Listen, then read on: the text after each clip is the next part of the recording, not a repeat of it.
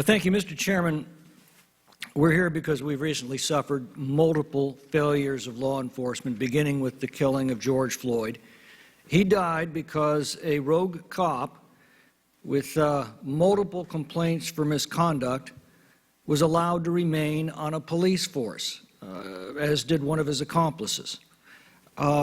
This has become an intolerable pattern in big city police forces, and we need to ask how politically powerful police unions and the politicians they maintain in office protect the bullies in the system that inevitably lead to atrocities like this. The other failure was the decision to withhold police protection from their citizens by mayors and their appointed police chiefs.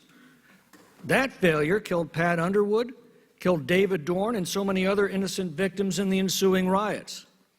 Withdrawing police protection from our streets, abandoning police stations to rioters, turning a blind eye to looting, arson, and mayhem, all have an incendiary effect on insurrections.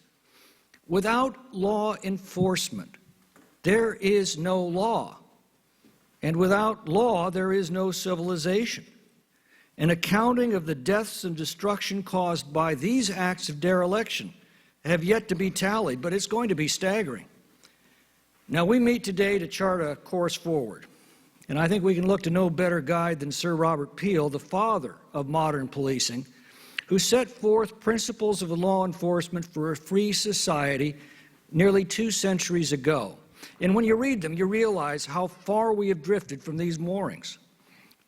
Central to our discussion is his 7th principle, quote, to maintain at all times a relationship with the public that gives reality to the historic tradition that the police are the public and that the public are the police. The police being only members of the public who are paid to give full-time attention to duties which are incumbent on every citizen in the interests of community welfare and existence, end of quote. So how do we get back to these principles? I think there are many proposals that have been raised in the House that merit support. And first is the doctrine of qualified immunity. As it's currently applied, it has no place in a nation ruled by laws. For every right, there must be a remedy. And qualified immunity prevents a remedy for those whose rights have been violated by officials holding a public trust. And this reform should apply as much to a rogue cop who targets people because of their race as it does to IRS or Justice Department officials who target people on the basis of their politics.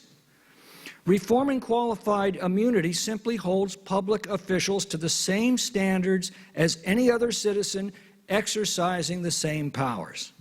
Second, police records must be open to the public. It is a well-established principle that public servants work for the public, and the public has a right to know what they're doing with the authority the public has loaned them.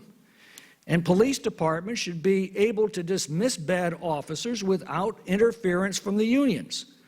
By preventing the public from access to these records and preventing departments from acting on them, we destroy the very foundation of successful policing in a free society, public trust and accountability.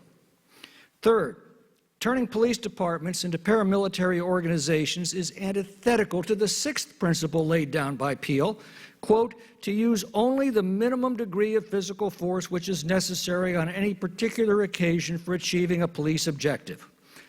Weapons that are unique to a battlefield need to be limited to a battlefield. Fourth, no-knock warrants have been proven to be lethal to citizens and to police officials for obvious reasons.